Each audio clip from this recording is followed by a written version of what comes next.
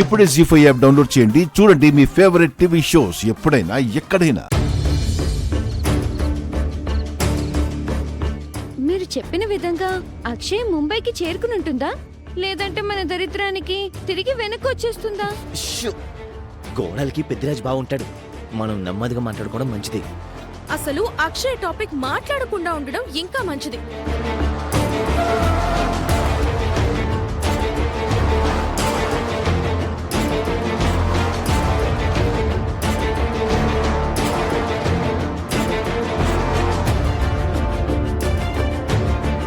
అవని వాళ్లకు అక్షయ్ ఎట్టి పరిస్థితుల్లోనూ కనిపించకూడదని బాగా మొక్కుకున్నట్టున్నారు.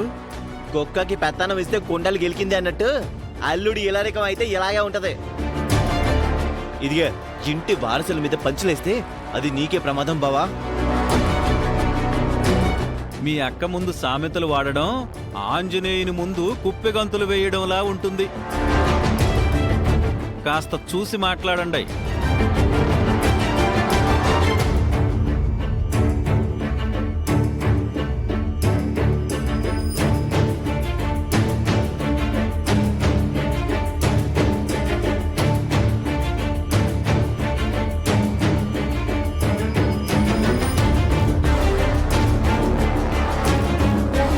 నా ఇంటి దేవత జాడేమైనా తెలిసిందా? నా మనవరాల్ని తీసుకొస్తారని ఎంతో ఆశతో ఎదురు చూస్తున్నావని.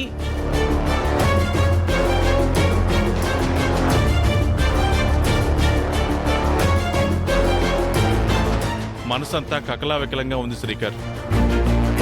పెద్దిరాజు అన్నట్టుగా మనింటి అమ్మవారినే బయటికి తరిమేసినట్టుగా మనసంతా బాధగా ఉందిరా. అక్షయ్ గురించి చిన్న ఆచూకీ కూడా తెలియలేదా? ఊరంతా వెతికామమ్మా. నారాయణరావు గారి దగ్గరికి వెళ్ళాం.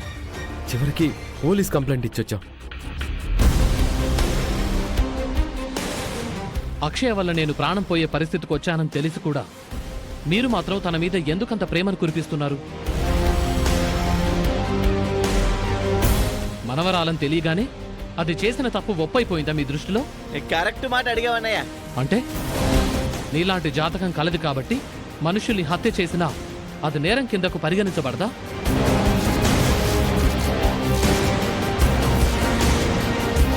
ఓ రకంగా బావగారు అడుగుతున్న దాంట్లో కూడా న్యాయం ఉంది కదత్తయ్య. ఎందుకు లేదు, ఉంది. తప్పు చేసిన వారు ఎవరైనా సరే నానమ్మ క్షమించదు కదా. బాగా ఆలోచించిన తర్వాత అక్షయ్ అలాంటి పని చేసుండదని నాకు అనిపిస్తోంది.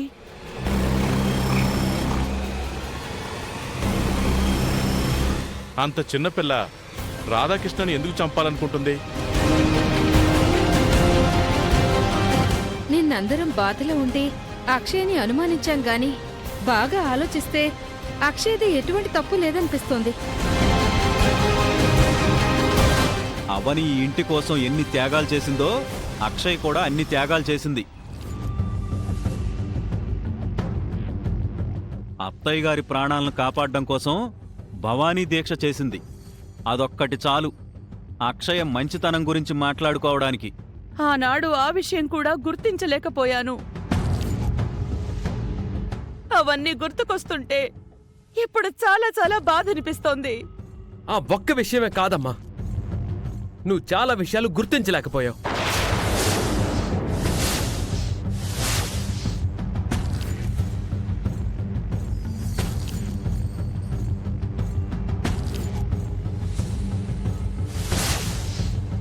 అన్నయ్యకి అలాంటి పరిస్థితి రావడానికి కారణం అక్షయ్ కలిపిన ఔషధం అయ్యుండకపోవచ్చని ఎందుకు ఆలోచించకుండా నోరు జారావు?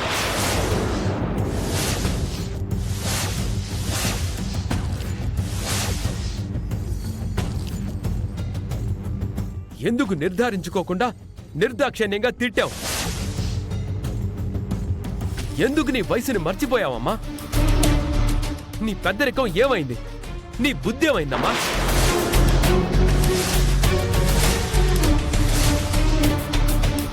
అంతా నీ వల్లనే జరిగిందమ్మా. అన్నిటికంటే నువ్వు చేసిన పెద్ద తప్పేంటో తెలుసా? అవని గర్భంతో ఉన్నప్పుడు అమ్మవారికి శిశువుని దత్తతివ్వడం. అవనికి పుట్టబోయే ఆడబిడ్డను అమ్మవారికి దత్తత ఇస్తున్నాను. ఇక ఆ బిడ్డ భారమంతా అమ్మవారిదే. నువ్వు చేసిన దాన్ని తప్పు అని అనకూడదు, పాపం అనాలి, మహాపాపం అనాలి. గంగలో స్నానం చేసినా, మంచి పనులు చేసినా, గుడులు కట్టించినా పాపాలు పోతాయని అంటారు. నువ్వు చేసిన పాపం మాత్రం ఏం చేసినా పోదమ్మా.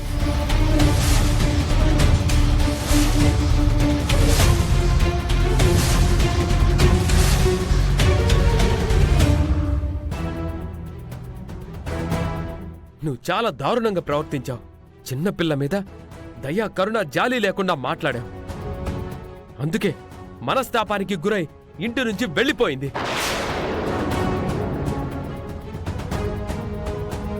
ఎటు వెళ్ళిపోయిందో తెలీదు, ఎక్కడుందో తెలీదు. బిడ్డకు గుర్తింపు రావడం కోసం ఒకనాడు నా భార్య చనిపోవాలని అనుకుంది. ఇప్పుడు తన వల్ల ఇంట్లో గొడవలు వస్తున్నాయని అమ్మలా చూసుకుంటున్న అవని మేడం మాటలు పడకూడదనుకుని మా కూతురు ఏదైనా చేసుకుంటే మా బిడ్డను మాకు ఎవరు తిరిగి తెచ్చిస్తారు?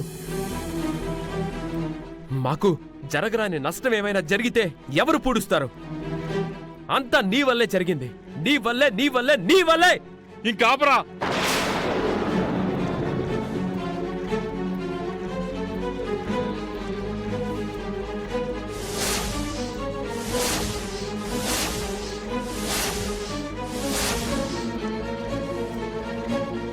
నిన్ను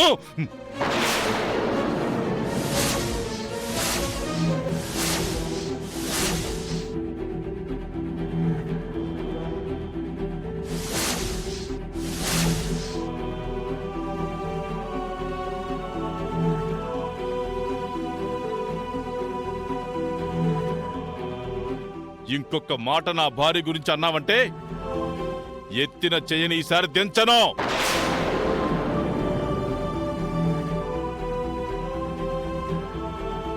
ఏం మాట్లాడుతున్నావురా నువ్వు? నా భార్య తెలిసి చేసినట్టు ఇష్టం వచ్చినట్టు మాట్లాడుతున్నావు. నా భార్య సమస్యలు సృష్టించేది కాదు, నలుగురికి సహాయం చేసేది. నా భార్య తప్పులు చేసేది కాదురా, తప్పులని సరిదిద్దేది.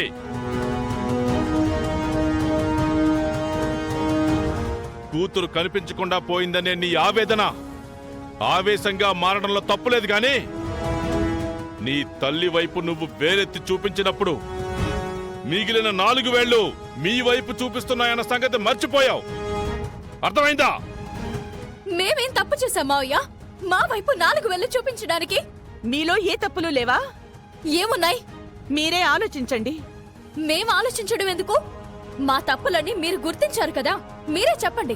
అక్షయ్ మీ కూతురని మీకిప్పుడో తెలిసినప్పుడు మీరు మాతో ఎందుకు చెప్పలేదు? నాకు ప్రాణగండం ఉందని చెప్పాను కదా. నీకు ప్రాణగండం ఉంది కాదనడం లేదు. అక్షయ నిన్ను అమ్మ అని పిలిస్తే గండం గాని మీరు మా దగ్గర చెప్పుకుంటే గండం ఏముంది? జీ5 యాప్ డౌన్లోడ్ చేసి అన్ని ఎపిసోడ్స్ పూర్తి ఉచితంగా చూడండి.